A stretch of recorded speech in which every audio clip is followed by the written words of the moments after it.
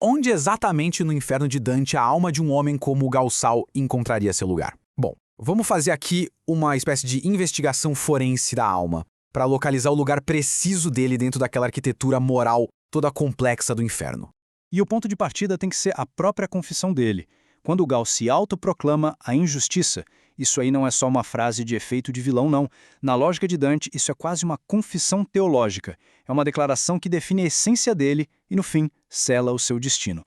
Porque, olha, no sistema de Dante não são só os atos que condenam uma alma. O que realmente fecha a porta do inferno para sempre é a recusa em se arrepender. A condenação final é para aqueles que morrem nesse estado de impenitência, sem sentir um pingo de remorso verdadeiro pelas vítimas que deixaram para trás.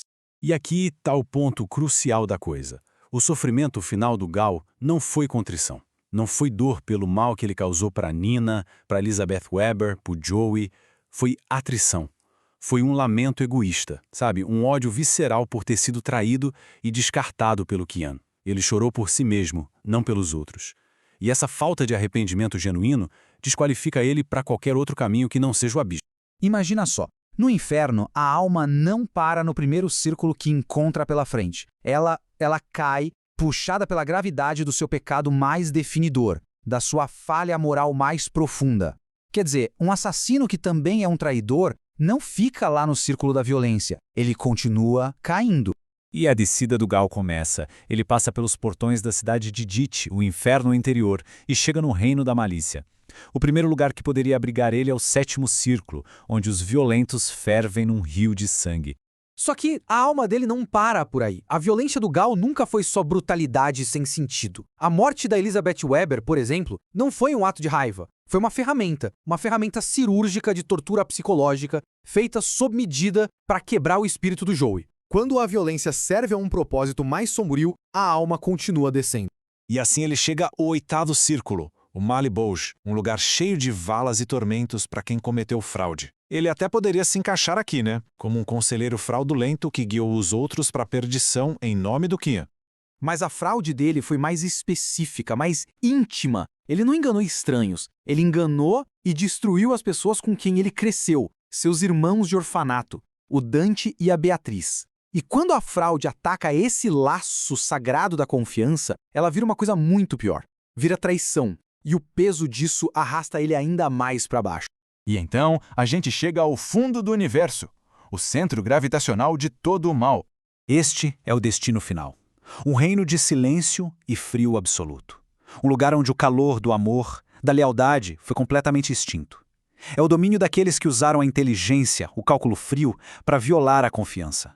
Agora vamos achar o endereço exato. Ele estaria na Judeca junto com Judas como um traidor do seu mestre? Não. E essa é a grande ironia da história dele. O Gal nunca traiu o Kian. Ele foi leal até o fim e foi ele quem sofreu a traição. O crime mais profundo dele não foi contra o mestre, mas contra a família. Seus irmãos de destino no orfanato. Ao matar a Nina e caçar o Dante e a Beatriz, ele cometeu o pecado de Caim. E por isso, o lugar dele é na Caim. E aqui, a punição é um espelho perfeito do pecado. O Gal fica preso no gelo até o pescoço, com a cabeça curvada para baixo, num gesto eterno de vergonha pela família que ele traiu. Ele não consegue olhar para o céu, não consegue encarar ninguém, é forçado a contemplar apenas o reflexo da própria condenação no gelo que não tem fim. E essa justiça poética, essa punição que reflete o crime, é de uma crueldade sem tamanho. O combatente, o duelista, cuja identidade era definida pela velocidade e pela destreza, é sentenciado à imobilidade absoluta. As mãos que usavam lâminas, congeladas, inúteis. O homem que usava correntes para prender os outros, agora é ele o prisioneiro da própria estrutura da água. Em vida, ele usava uma venda, talvez como um símbolo de uma visão especial. No inferno, ele ganha uma nova venda, só que essa é uma máscara de cristal formada pelas próprias lágrimas congeladas. O choro não traz alívio, só traz mais dor, aprisionando o sofrimento dentro do crânio dele e cegando-o para sempre. E é muito provável que ele não sofra sozinho. A justiça poética de Dante sugere que seu cúmplice no assassinato da Nina, o Engi, estaria congelado bem ao seu lado. Não como companhia, mas como um espelho eterno, cada um forçado a encarar o reflexo da sua culpa na face do outro, pela eternidade. Mas a tortura não para no físico. É só lembrar das últimas palavras dele, daquela promessa de vingança contra o Qian.